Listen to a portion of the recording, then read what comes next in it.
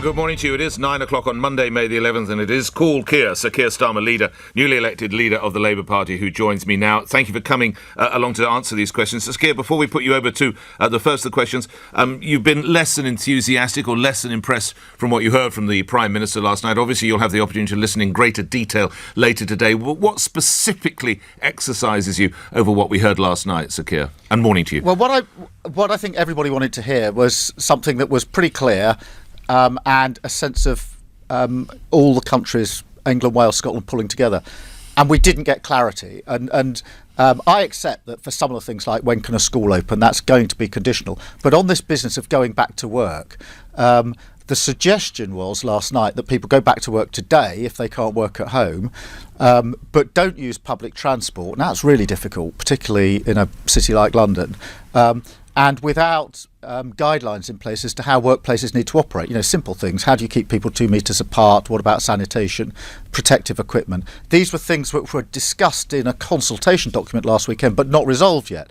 So I was actually quite surprised. The Prime Minister said, effectively, in 12 hours' time, start going back to work without those bits in place. And we needed that clarity. And it's unravelling a bit this morning because I think the Foreign Secretary has now said, well, go back to work doesn't really mean till Wednesday. So suddenly it's shifted. And what I wanted to see was this detail pinned down, because this is a difficult exercise. I accept that, and any government would struggle. But you almost need more clarity coming to this stage. That lockdown is clear, it's pretty straightforward, stay at home. Coming out, you need real clarity, and it's a bit all over the place. And unions are very concerned about the well-being, possibly even the lives, of some of the people who are on the front line. Is that a valid fear, or are they politicking a little bit, Sir Keir? No, it's a valid fear. What happened last Sunday was the government put some draft guidelines out about how you do keep people 2 metres apart, etc. And the unions engaged in that consultation, but they haven't seen the outcome. So they put in their proposals about how workplaces should be. I would have liked to see that in place, because I would have thought the Prime Minister would be in a stronger position to say, well, here we are, the trade unions are signed up, businesses are signed up, here's your guidelines, everybody, let's make them operate. Instead of that, nobody's seen the guidelines yet. And this is the problem. Go back to work.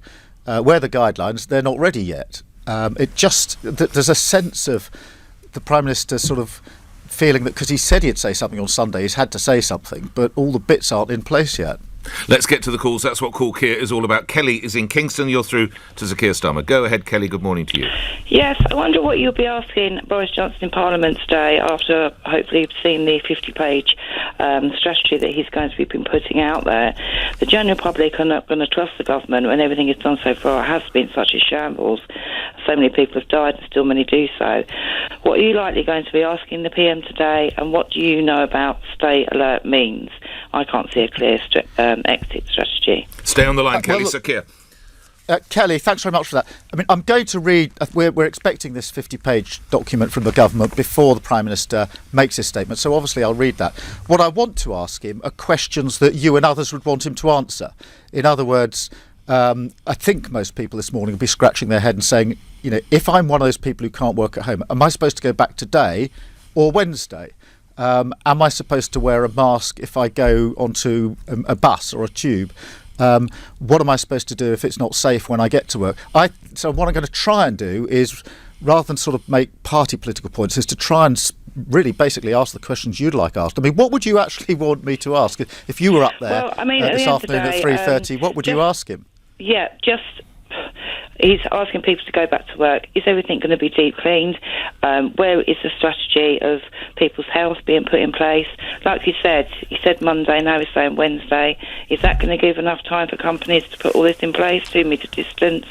And Kelly, it's Nick here. Do you mind my asking, what is it you do, or do you have a loved one who's going to a workplace and you're worried about him or her? What specifically exercises you? Yeah, I mean, my son is my key element. He is a chef. Right. But, not only that, I mean, I have 3 children. Yes. The school strategy at the moment is being put on hold, I understand that.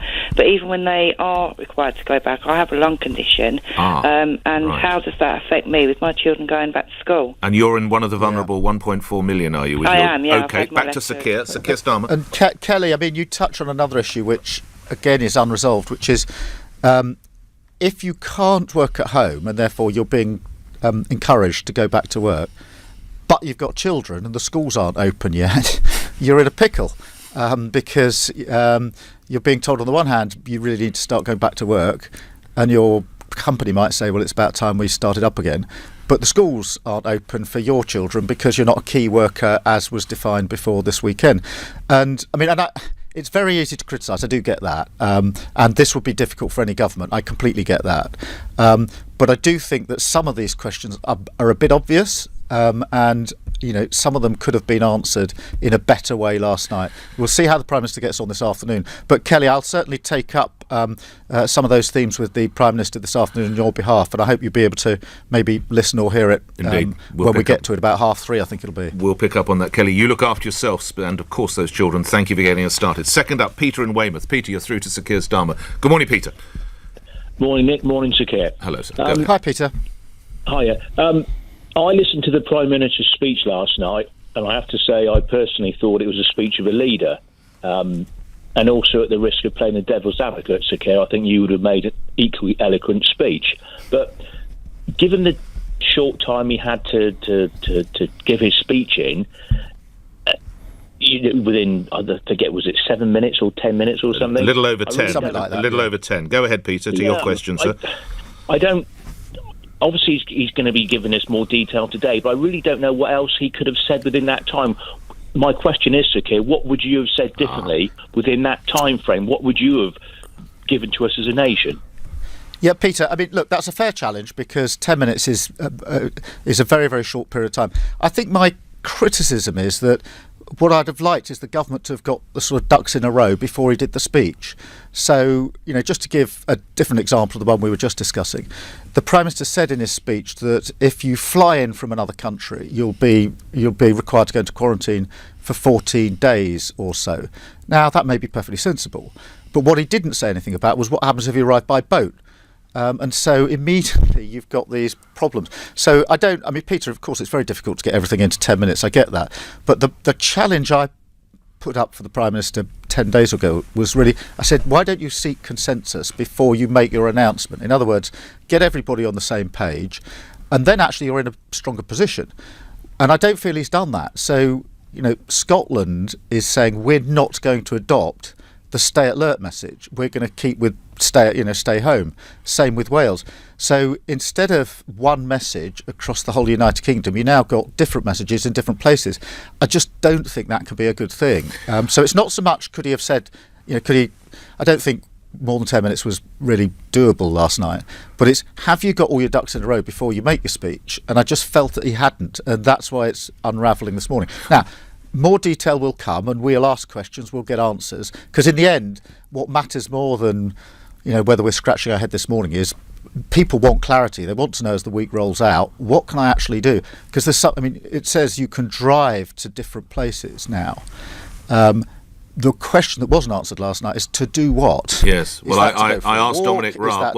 I asked Dominic Raab. So grandparents can drive to see their grandchildren, but they still can't touch them. They still can't actually see them. They just wave through a window. It is. And to your point, I wonder, and this came from an earlier caller, Sir Keir, Boris Johnson, did he say something yesterday because he sort of felt he had to? Should it have been like a budget, in that you all do your work in the House of Commons and you have your biff and bat and ding-dong and everything, and then there is an address that night by the Prime Minister at 8 o'clock saying, this is what we're going to do? Is there an argument he should have done it that way, Sir Keir? I think he should have done, and I think Again, I try to measure myself because I do know it's easy to criticise, but by choosing 6 o'clock on a Sunday night to come up with a message which is 7 o'clock, sorry, yeah, but to come up with a message that basically go back to work tomorrow morning, that is a major ask on a Sunday evening.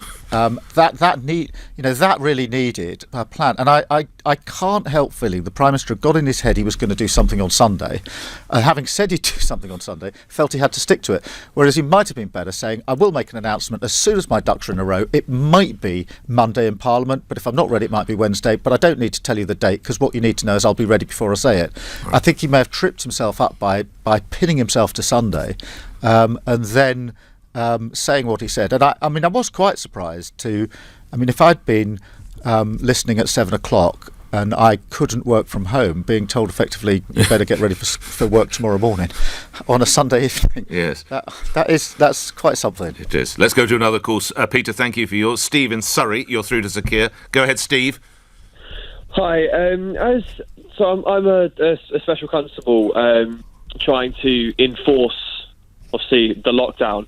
And as the former head of the Crown Prosecution Service, do you think the police should have been given stronger powers from the start to enforce the lockdown? Because obviously at the moment it's, we go into an open space, we give out a warning, then we give out a fixed penalty notice for like 30 quid, and if we see them again we arrest them, and it doesn't feel like it's having the sort of effect that we want. Let's bring Sir Keir in. Steve, Yeah. stay on the line. Keir Starmer. Steve, look, thanks for what you do as a special constable.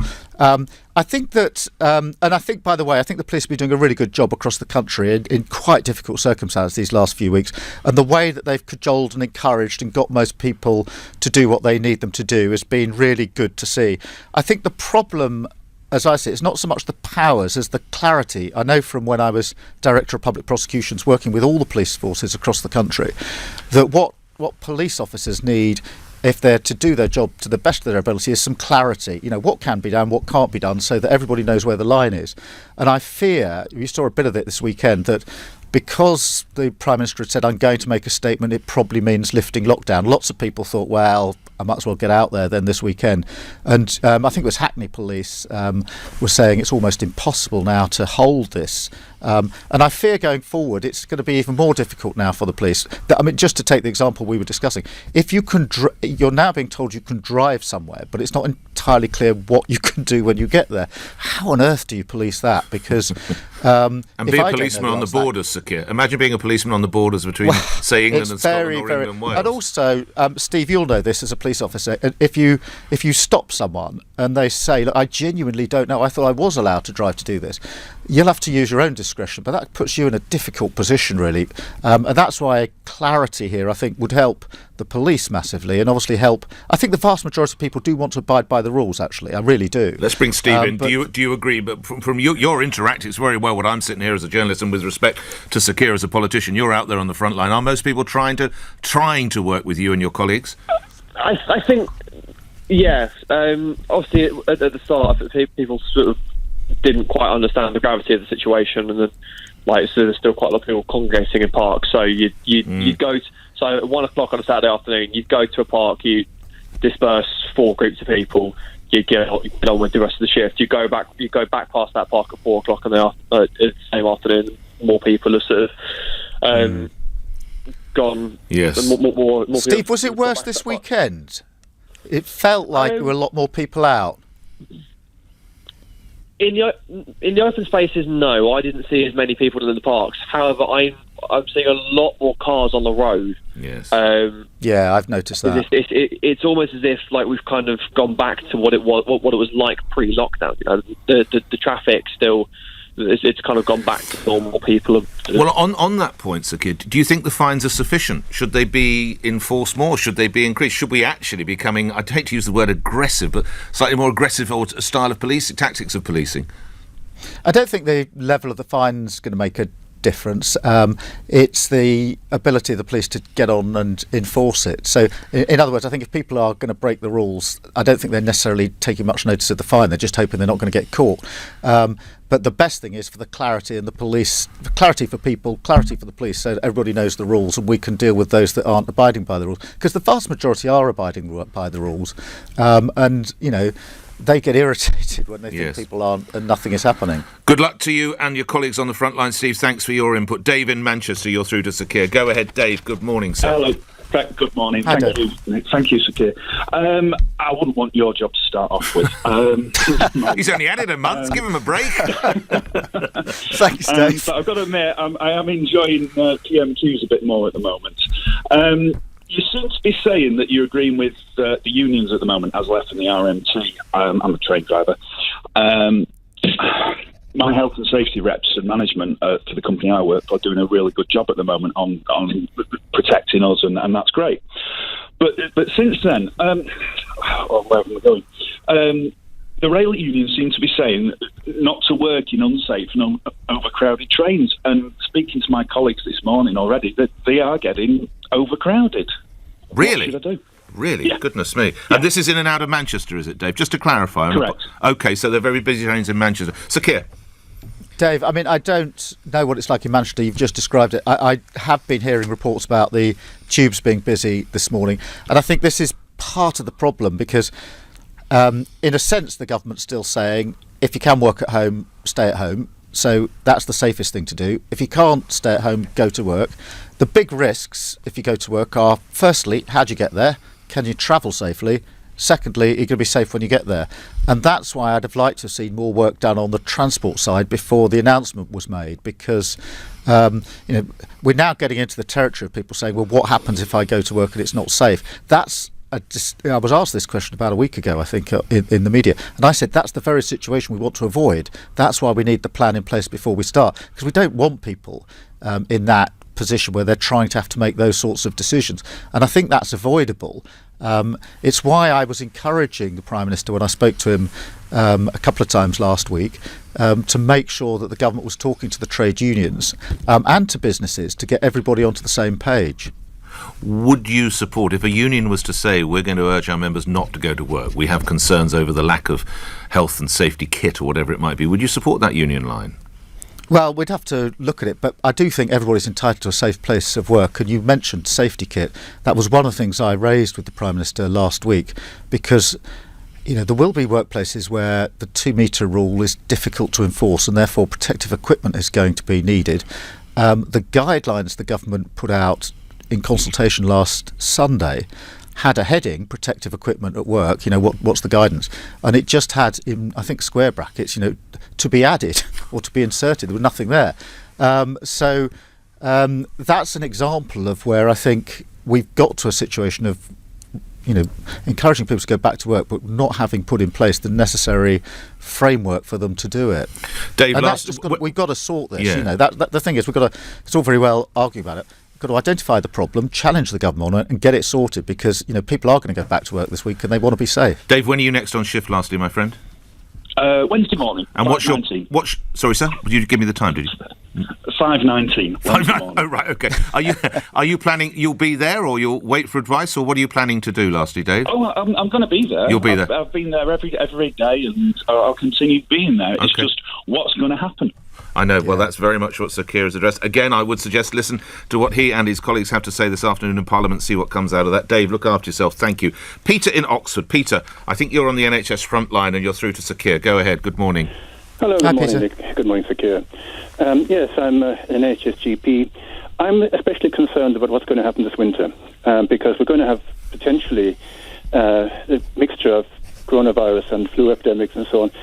But we're facing the possibility of the transition period for Brexit ending on the 1st of January.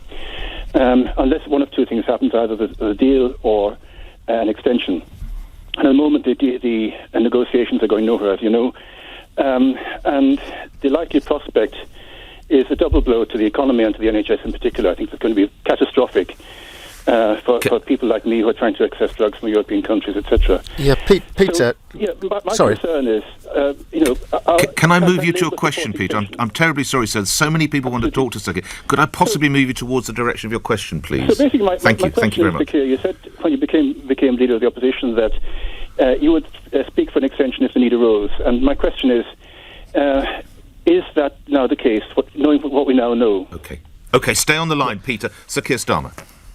Peter, the government says it's going to get the negotiations and the deal done by the end of the year. I've always thought that's tight and pretty unlikely, but we're going to hold them to that and see how they get on. But they say they're going to do it. But the first point you made, I didn't want to skip that because it's a really important one, which is nearly every year there's a flu epidemic. And we have immunisation against that and vaccine against that. We need to get a plan for that sorted out, because I can see the problem, and you will know this better than me. The symptoms of ordinary flu, which we have in the winter, we didn't have so much this year, will be very similar to coronavirus. And therefore, a plan needs to be put in place now to make sure that what we pick up in November, December, is either the flu or COVID-19, and distinguishing between the two and getting a vaccine in place. It's one of the things I wrote to the Prime Minister about last weekend, because I could see a real problem coming down the track. As regards Brexit, Sir Keir, were you in, and I remember, and obviously you and I spoke a lot about the whole premise of Brexit, but we are where we are, would you seek to press pause now, were you Prime Minister? Well, I would seek to ensure that the negotiations were completed as quickly as possible. I've not called for a pause because the government says it's going to get done by the end of the year. Well, aren't you riding both horses there? With respect, you're saying you don't think it's practical, but then you wouldn't press pause. You're falling between both your mixed message here. Surely. Yeah, I don't think it's practical, but we're a long way from December, so we'll see how we get on. But the government has said it can do it within the 12 months, so let's see. All right. Staying with Peter, good luck for the work you do on the NHS. Maybe I can ask a question. Sir Keir Starmer, would you be prepared to go to work on a COVID ward with reused PPE? Sir Keir, can you hear me? I can. That's a very, very good and difficult question. That's why I sit where I sit. I don't think anybody should be put in that situation, and I know people are being put in that situation, and they shouldn't be. I think that in the NHS, in our care sector, what we see is people with such an incredible sense of public service that they have worked in conditions which, frankly, they shouldn't have been asked to work in. I don't know. You don't know whether you'd accept reuse. Well, look, the position for people on the front line is very, very difficult because they're caught between needing the equipment they need and wanting to save lives, which is what they're doing. There's an incredible sense of public service. I don't think anybody should be put in that position. That's why we've been pushing the government on protective equipment. Let's go to other calls. Lloyd in Beckenham. Lloyd, you're on the radio. What are you going to ask Sir Keir Starmer? Yeah, hello, Sir Keir. I'll be very brief. Ian Henderson devoted his time to help out and give food parcels out, and the aftermath of what's happened to him I find really disgraceful, and I'm a Labour supporter. And as a small analogy, and I'll leave you to answer, our house is burning. This country is. We've got a certain flame with this pandemic. I don't mind who assists me in putting it out, and I think this should have been a discussion after we've sorted out this, and I think he deserves an apology. And just to remind my listeners, you refer to a councillor in Kensington and Chelsea, Ian Henderson, who has been threatened with losing the Labour whip as he was filmed helping deliver food parcels with a Conservative, I think it was MP, yes it is the Conservative MP, the local area MP, something which in fact I raised with you, Sir Keir, I think it was last week, it's all a bit of a blur. Nick, you did raise it, you raised it with me, I can't remember which day, and I didn't know, I think the first you raised it, and that's the first I heard of it, and I said I'd go and find out. I did go and find out. There were apparently some complaints, Lloyd, against Ian for what he was doing from some Labour members, but in no action was taken by the Labour Party or the leader of the council there against him, and quite rightly so. So it's blown over. It was a non-issue, and frankly, it would be better if it had never blown up in the first place. So you don't support any of the problems? I mean, this is helping people who need food, for God's sake. It doesn't really matter, does it, your political strife? I think we should all pull together, and across the country, that's what everybody's been doing. It doesn't matter what your political party, what your background. If you're prepared to muck in and help, volunteer, and get food to those that need it, that's a very good thing. Lloyd, thank you for that. Let's go to some of the text, tweets and emails for your questions. Gloria in Kent. Does Sir Keir Starmer, I'm sure, think enough has been done for the over 70s, and how does he interpret the advice from last night? Sir Keir. Well, the over 70s is that's a position of real anxiety, and I say that as my wife's father is 91, and like every family, she is very, very worried about him, as you can imagine. I know that everybody is.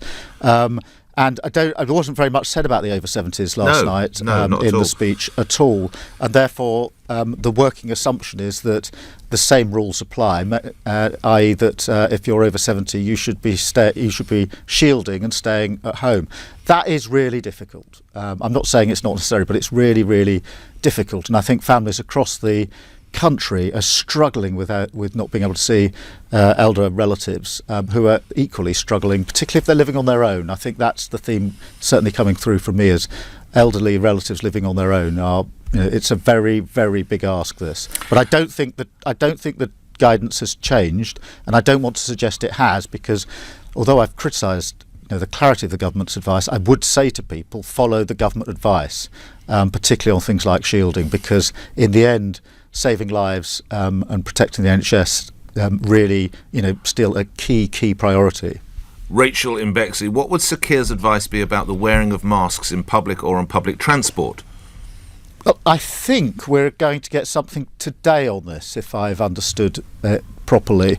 And I think what we're going to hear is that in situations where you can't socially distance, so you can't keep your 2 metres, and you're in public, you should be wearing a mask. I think that's what's coming down the track, but it's very important people listen to what the actual advice from the government is, but I think that's what it's going to be. Were you surprised there was no mention of masks last night by the Prime Minister, Sir Keir?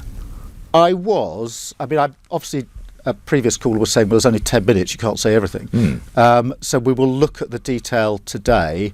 And in fairness, I think there may be detail coming on masks today. So that may be in the 50-page document we're all expecting. So let's see what it says. And lastly, before we go back to calls, Joy in Barrow, what sort of reckoning needs to be done in our relationships with China when this is all over? Does Keir Starmer think that they were economical with the truth about the reality? Well, we're going to have a reckoning with so many things after this, including how we value people in this country. I think turning this into a sort of war on China isn't going to help. We do need to make what I would have liked is a global response from the start. So what I was concerned about was every country sort of going its own way with whether it went into lockdown, whether it stopped flights coming in, that every country sort of went for its own version. We can see now with the vaccine, same problem, different countries trying to develop the vaccine. I'd like to see them all working together. And we've seen it with protective equipment, where different countries have raced to get protective equipment across the world in competition with each other.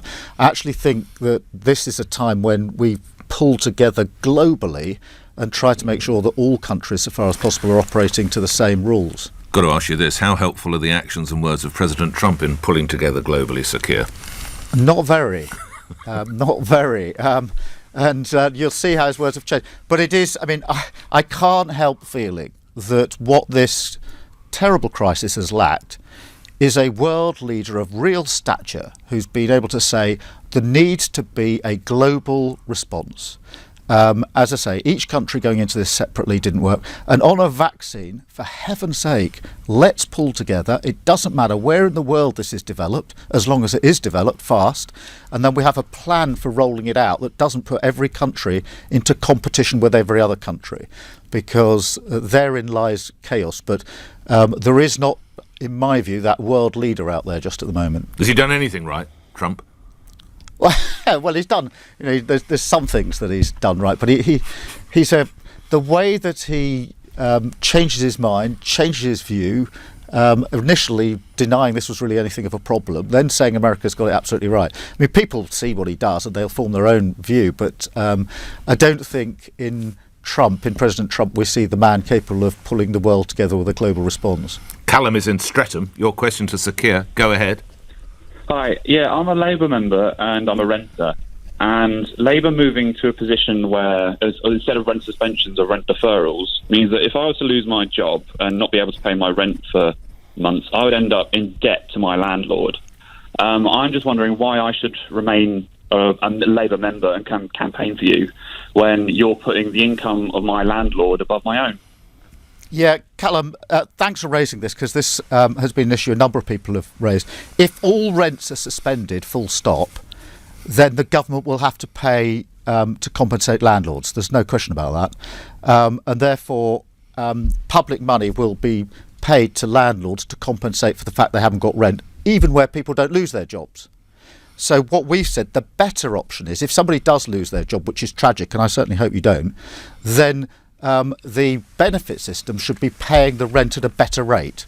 So in other words, if you carry on and you're still in your job and you can pay your rent, then there's no reason for the government to pay the landlord. If unfortunately you lose your job and the state can then step in with benefits to pay the rent, because I don't want anybody to put in the position you've described, but at the moment to simply say all rent is suspended and that means there's no income to landlords for 2 years or whatever it may be. It is inevitable, we've looked at this before, that the state will then have to compensate all landlords. So then we'll be paying out to landlords, in some cases for people who've kept their jobs and could have paid their rent. Quick response from you, Callum. Sorry, just to confirm you, Keir. Quick response, Callum. You're saying that instead of the state being responsible for my loss of income through no fault of my own, I should be responsible for that. Because no, not Callum. No, I don't think you quite heard Sir Keir. No, he's saying if you stay in employment, why should the state pay your rent? If you're out of employment, if you lose your job, which he hopes you don't, Callum? Yes? Yeah. If I lose my job and my landlord is now out of my rent payments, why can't the landlord apply for state benefit? Why is it me that? And I am. Your policy means that I'd be in debt and I'd have 2 years to pay this off. I mean, Callum. No, I don't think that's what I Callum. heard. I really don't want you to be put in that position, Callum. If you lose your job, I think the rent should be paid. But that could then be paid as part of the benefit, so that we would be paying the state, if you like, the public would be paying the rent for those that were in the unfortunate position of losing their job, and I hope they don't, not a blanket payment for everybody not paying their rent, whether they're in a job or not in a job. OK, I understand. That comes to an end. I wonder, as a final question for this first episode of Cool Kit, and to try and lift the mood a little bit, knowing you are a football fan, you're probably aware that, regrettably, a third Brighton player has now tested positive for COVID-19. Is it time to close the Premier League where we find it, Arsenal fan Sir Keir Starmer, and leave your team languishing in ninth out of any chance of getting into Europe? Sir Keir Starmer? That's such an unfair thing to suggest, because obviously if any more games would rise gloriously up the I don't know that table. you would, but do go on. I don't think we could just close it as it is, but it looks a long way before we can open it. But you remind me, seems like years ago, that we were in ninth place and not having the best season. I'm sure next season will be better. I think that every season, though. Yeah, but good for the spirit of the nation if we get some sport going, though, on a serious point. I think it would be. Yeah, it would be, if we can, and we can do it safely. Thanks for taking part in Cool Keir. Best of luck to you and your family, indeed your in-laws as well, who are, of course, battling the position of being in that vulnerable group. So Keir Starmer appearing here on LBC, where it's 9:32, and the news is next. The Labour leader has told us the nation has not been given clarity over the new coronavirus lockdown guidelines. Boris Johnson announced last night what he called a first sketch of a roadmap to reopen society, as well as some changes coming into force in England this week. But Sir Keir Starmer says the address was confusing. The suggestion was last night that people go back to work today if they can't work at home, but don't use public transport. Now, it's really difficult, particularly in a city like London, and without guidelines in place as to how workplaces need to operate. Simple things. How do you keep people 2 metres apart? What about sanitation, protective equipment? The Foreign Secretary, Dominic Raab, has told us measures have been agreed